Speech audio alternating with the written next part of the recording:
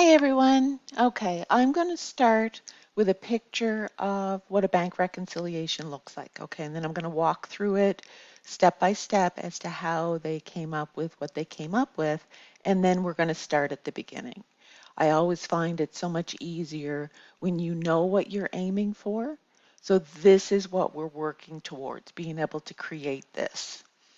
Okay, so bank reconciliation for a company called MovieFlix Company, and it's for October 31st, 2026.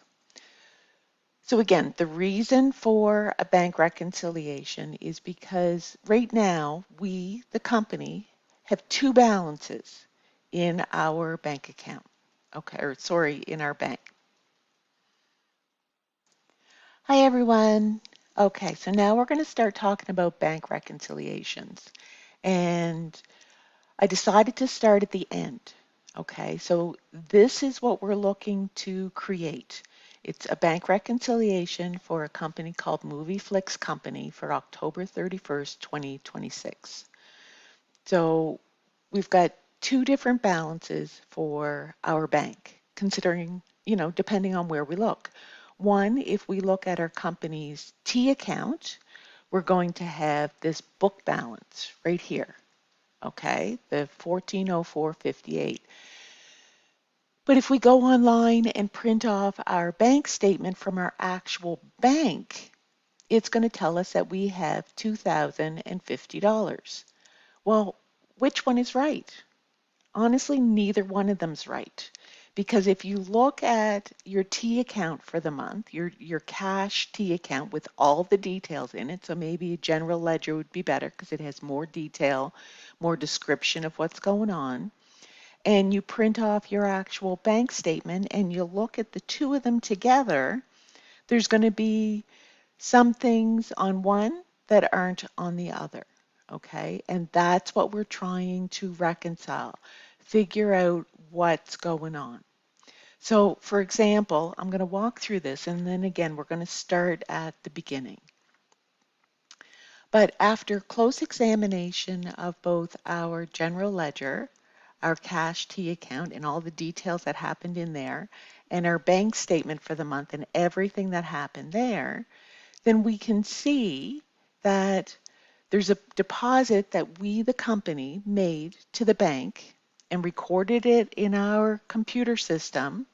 So it's included in our book balance, but the bank hasn't recorded it yet. So maybe it's sitting in the night deposit and it's going to be done in the morning. Okay. So technically we have the money.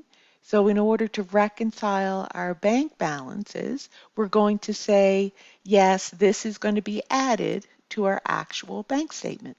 Okay. So by putting that 145, it's now showing that we have a balance in our bank statement of 2195.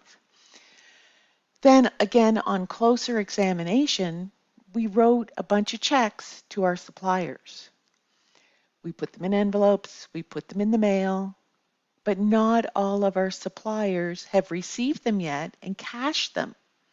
So again, by close examination, looking at our bank statement versus our general ledger, we can see that there's two checks that we've put through in our books, in our general ledger. We did journal entries for them, but they haven't cleared the bank yet.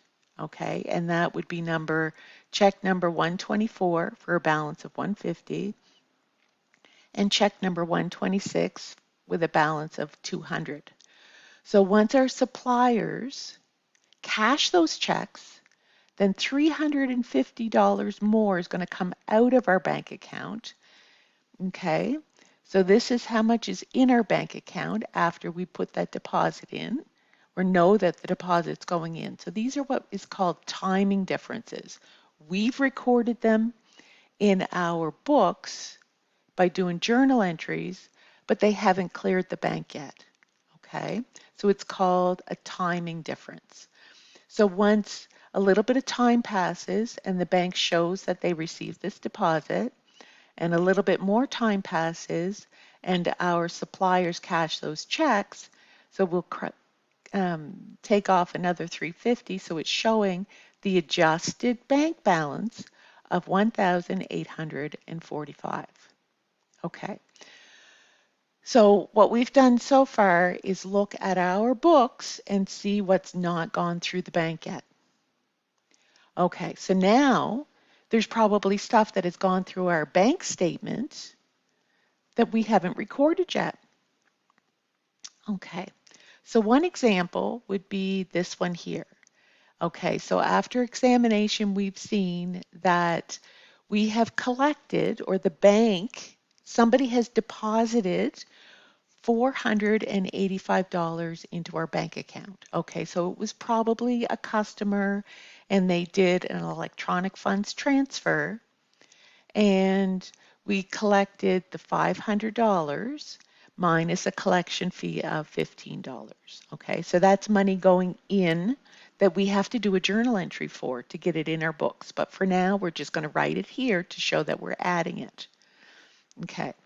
So again, on closer examination of our bank statement, again, you can print it off or you can look online. I'm pretty sure every one of us probably has a bank statement.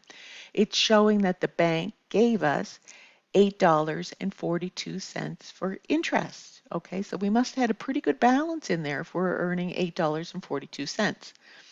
So once we record these two items, it's going to put an extra $493.42 in our bank account. So we're going to have 1,898. And again, this is just a worksheet. It doesn't record anything. It's just helping us figure out what is the true balance. Okay. So again, we're looking at our bank statement and comparing it to our general ledger for the cash or for the T account, whichever one. And we're noticing that the bank took some money out of our account as well as having put in the $485 and the $8.42. They took out $23, and the detail that they're giving us is that it's a check printing charge. So we must have ordered some checks so that we could pay our suppliers. So the bank is sending us those checks. We probably already received them, blank checks, but they're charging us for it. So we have to record that $23, okay, that they're taking out. And then there was an NSF check, so something bounced, so the bank is charging us a service fee of $30. Okay, so we haven't recorded that in our books because we didn't know about it.